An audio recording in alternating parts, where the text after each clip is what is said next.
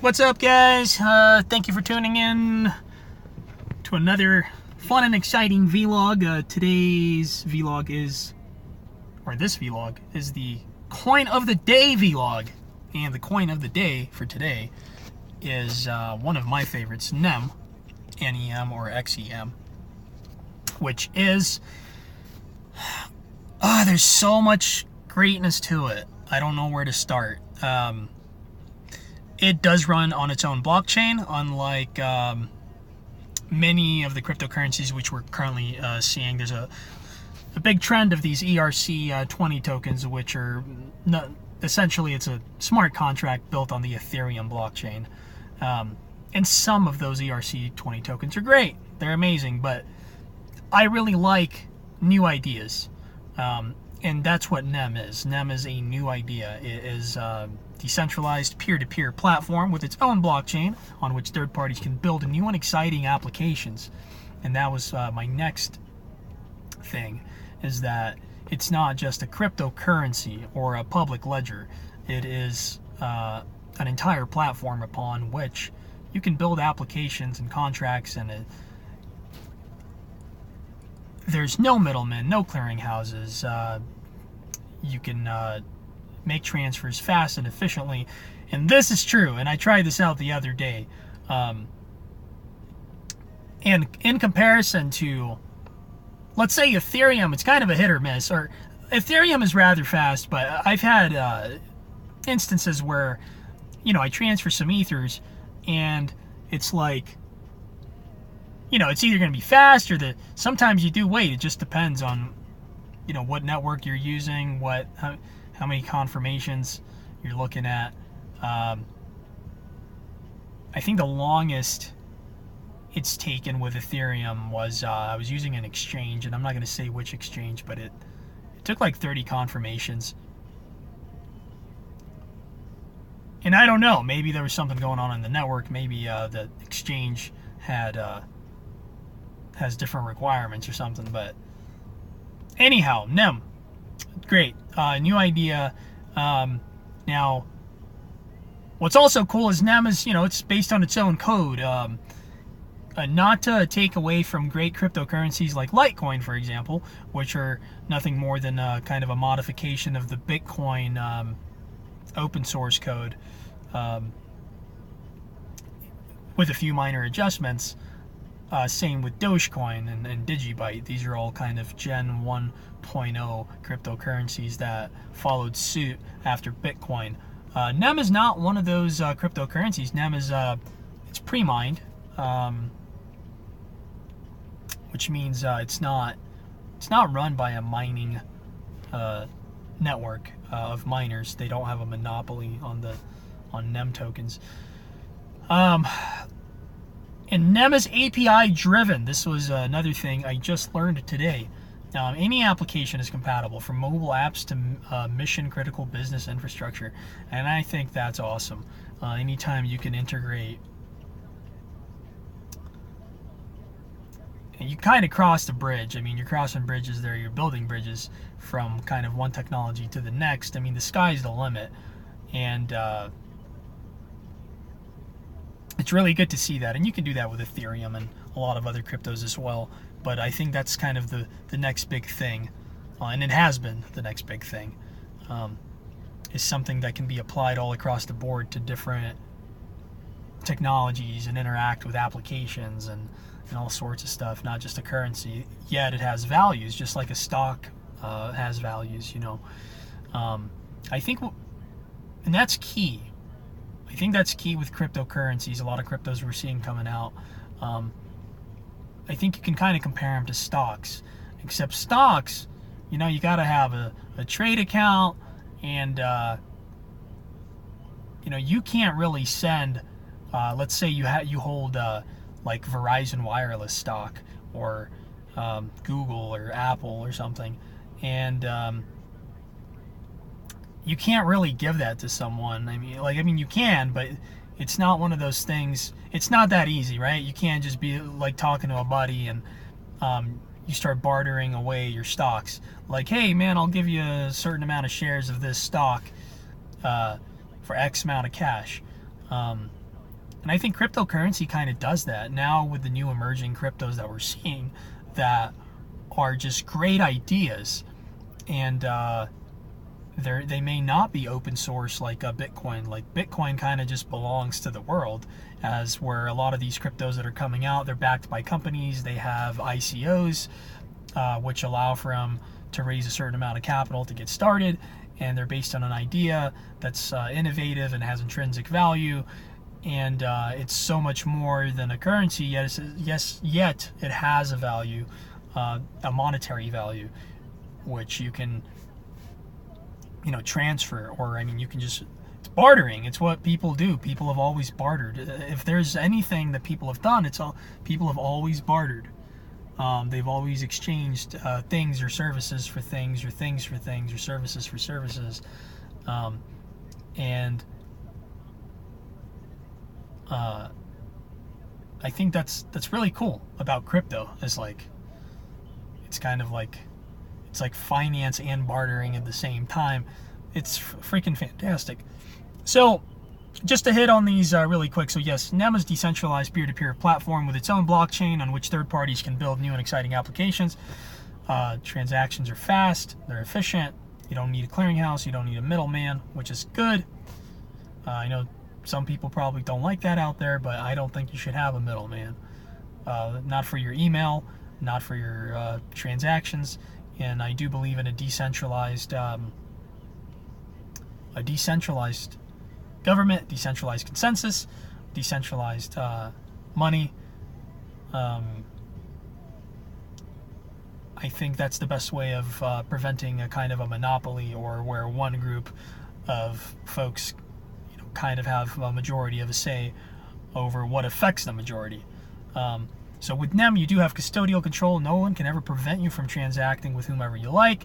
Your NEM are stored with the state-of-the-art encryption, of course, in a digital wallet, and transactions can occur faster and simpler than traditional banking. Encryption is key. If we don't have encryption, you don't have a really good product if you're trying to peddle or sell cryptocurrency or crypto assets of some sort. Privacy and safety, and that's the biggest thing with any crypto, is you want something that's yours. You want to feel like it belongs to you.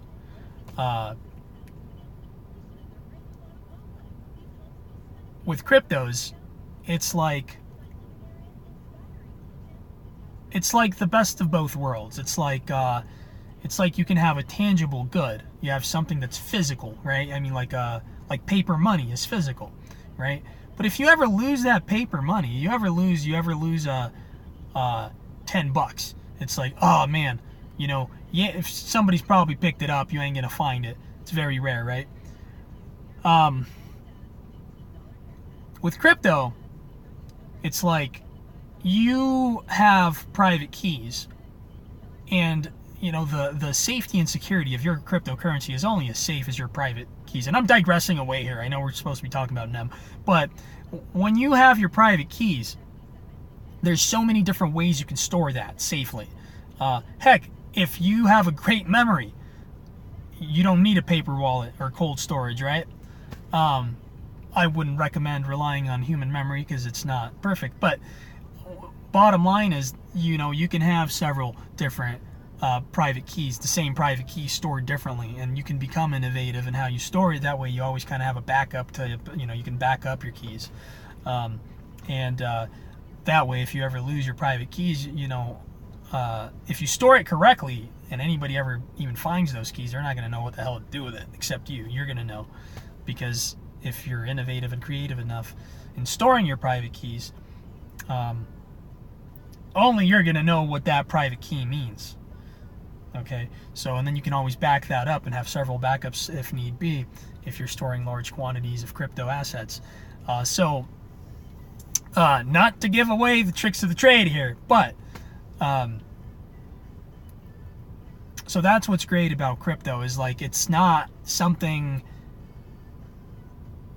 and it's great about NEM, and it's great about every crypto. It's not something that's actually like a tangible physical good, but it is. It can be. You can store private keys on RFID chips. You can store it on paper. You can store it on as an engraving on metallic objects. There's so many ways that you can do it, and I think that's fantastic and it's great. And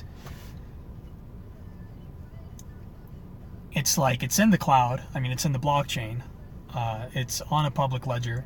But if only you have the private key and you got it backed up, maybe you have several backups or you don't, it's also physical, and it can be used in the physical world, not just on the internet or on the blockchain. It can be used in the real world because it does have value, and you can transfer that value. So this is what's all amazing about this technology. I get so in a good way overwhelmed that I just get sidetracked talking about cryptos, and I'm no expert, but I definitely know a thing or two. With NEM, you do have custodial control. We talked about that. Your NEM or XEM are stored with state-of-the-art encryption. Okay, NEM Smart Asset System is configurable to manage almost anything: currencies or financial systems, supply chains, notarization, and ownership records. These are the things we don't really hear people talk about when they talk about cryptos. Everything's kind of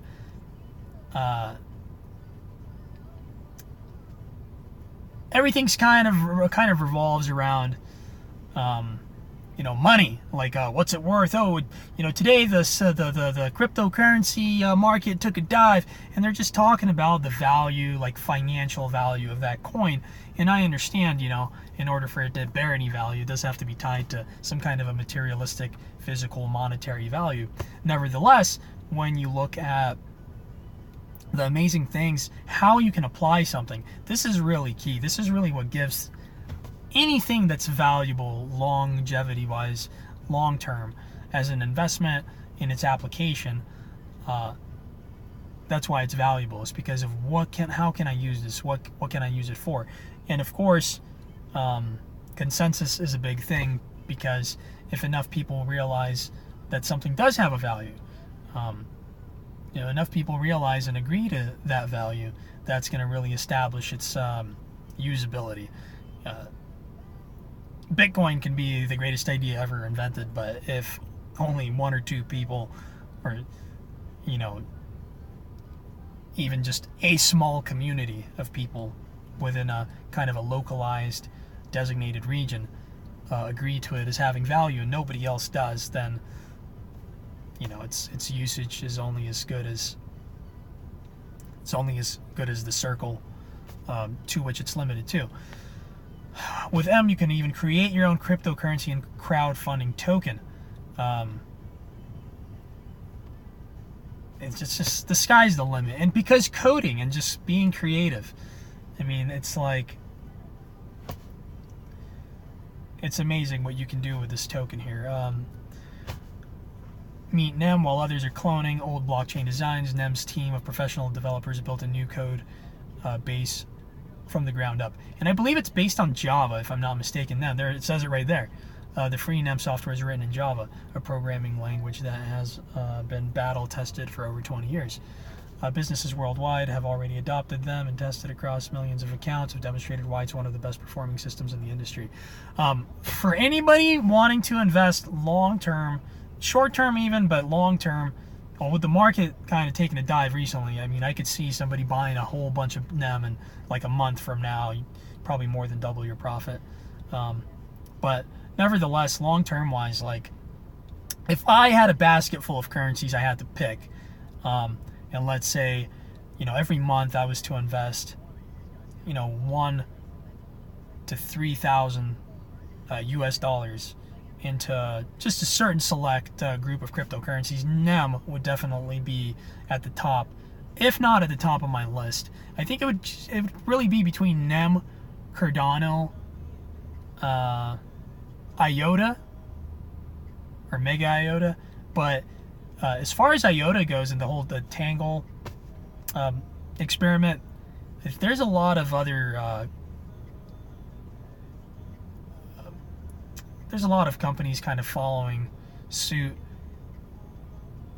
but there's other ones that have kind of improvised on IOTA, and they're like using the same concept, except you can now build applications on top of that. So IOTA is just the first. I think IOTA is like the blockchain of the Internet of Things, cryptocurrencies. But smart asset blockchain built for performance. That's the slogan for NEM. NEM has a total fixed supply of, what is that? Geez, that's a lot of numbers there. So almost 9 billion NEMs, right? Yeah, almost 9 billion. Wow. The token symbol for NEM is called XEM. All existing Zen were created at launch, so you can rest assured that your hard-earned money will not be devalued through inflation. NEM launched in the year 2015. I remember when NEM came out, and I was like, yeah. You know, with all the Bitcoin hype and with just looking at the market at that time, or around 2014 actually, like that's when I was like researching all the cryptos, and I'm looking at the Dash, which used to be Darkcoin, and all these other coins, which are all built on the same concept as Bitcoin. It was essentially clones of Bitcoin, just some small minor configurations to the coding. But unlike Bitcoin, NEM does not need massive amounts of energy to run the peer-to-peer network. This is a big thing because scalability has been an issue for Bitcoin. And I know with code you can pretty much do anything, and Bitcoin's recently come out with a whole Lightning network, and I know there's like was it like a Pokemon game or something that recently came out that's using the Lightning network? There's so much stuff you can do, but how many Bitcoin forks are we going to see, or how many modifications to Bitcoins are we going to see before you have like 20, 30 different Bitcoins? And you got Bitcoin Dark, you got Bitcoin Cash, you have Bitcoin Gold, you have Bitcoin Diamond, you have all these different Bitcoins. And okay, great. When you have that fork, you know, anybody that was holding the previous version now has, you know, that many amount of coins in the new Bitcoin that comes out that's not adopted by general consensus or the Bitcoin community, so it becomes its kind of own Bitcoin. So yeah, you'll make money on it, guaranteed, right? I had 1,000 Bitcoins before, now I have 1,000 Bitcoins, and now I have 1,000, you know, Bitcoin Cash and Bitcoin Diamond. But nevertheless, how much of that has to happen?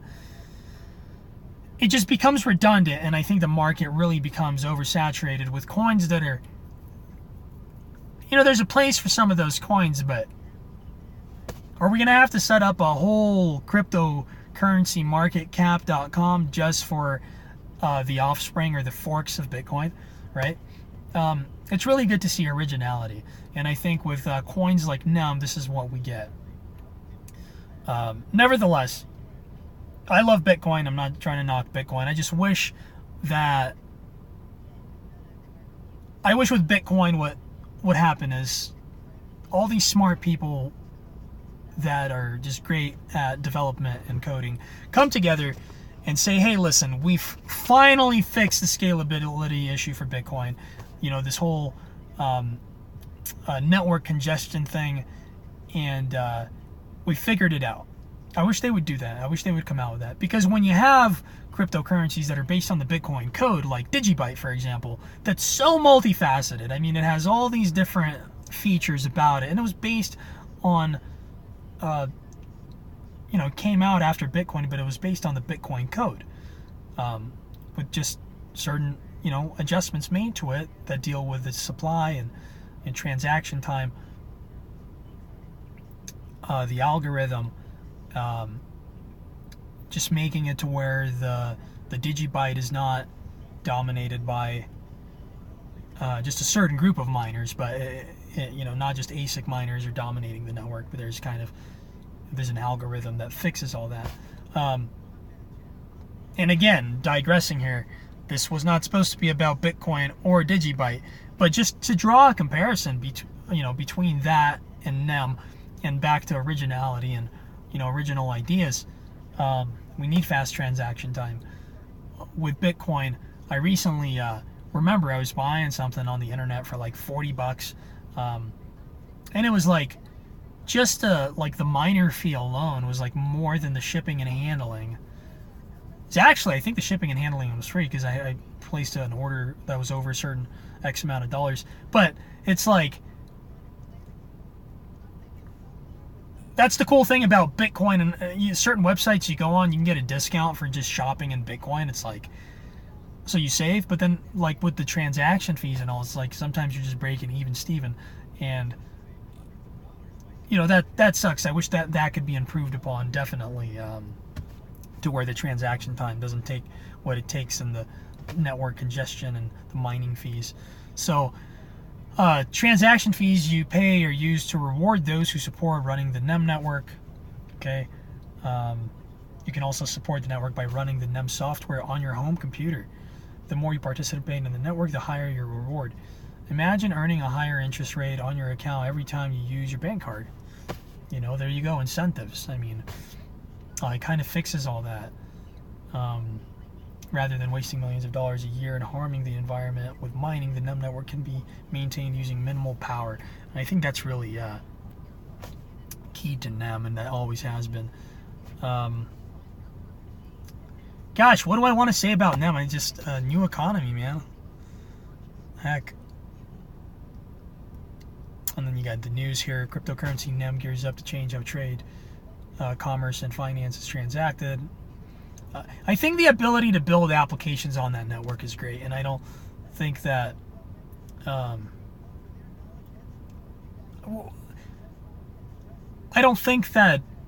you can really surpass NEMcoin in that.